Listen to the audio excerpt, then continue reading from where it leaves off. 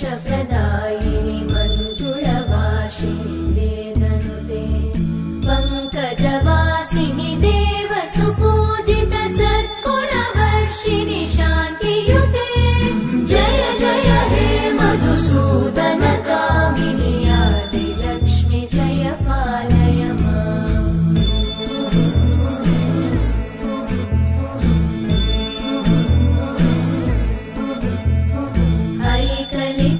ऐकलिकल्मषनाशिनि कामिनि वैदिकरूपिणि वेदमये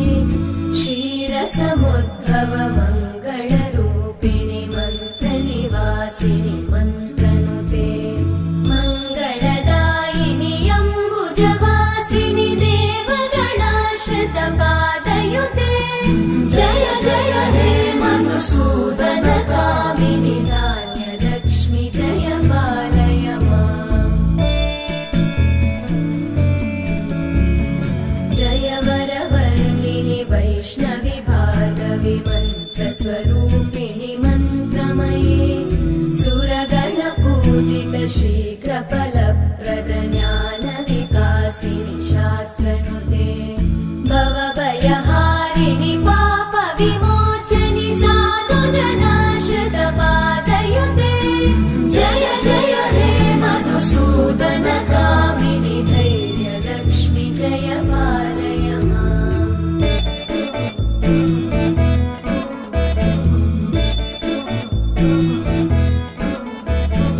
जय जय दुर्गतिनाशिनि कामिनि सर्वफलप्रद शास्त्रमये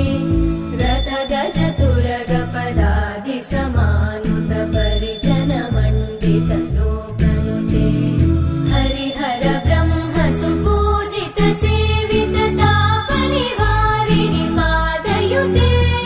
जय जय हे मधुसूदन कामिनि श्रीगजलक्ष्मी पालय माम्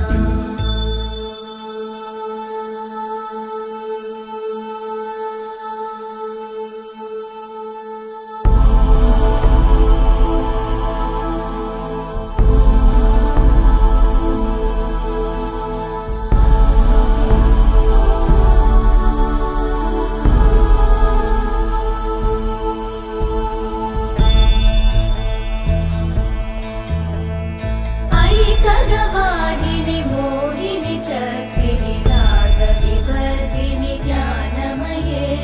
गुणगणवारिधि लोकहितैषिणि सप्तस्वरवरगाननुते सकलसुरासुरदेव मुनीश्वर मानववन्दित पादयुते जय जय हे मधुसूदन कामिनि सन्तानलक्ष्मि पालय माम् जय कमलासनि सद्गतिदायिनि ज्ञानविकासिनि गानमये अनुदिनमर्चित कुङ्कुमधूसरभूषित वासित वाद्यनुते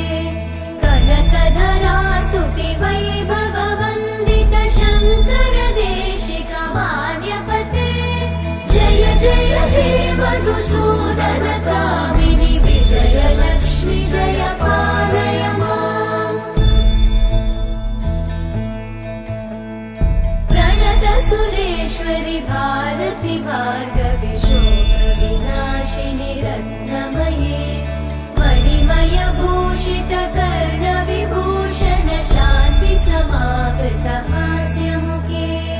नवनिधिदायिनि कलिमलहारिणि काम्यफलप्रद हस्तयुते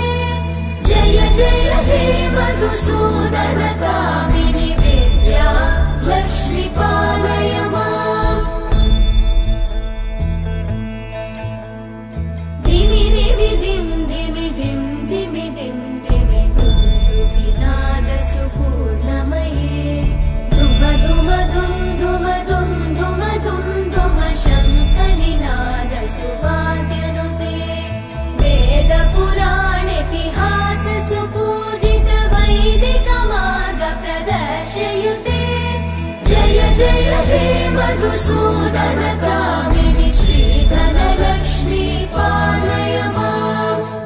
जय हे मधुसूदन कामिनि श्रीधनलक्ष्मी पालय माम्।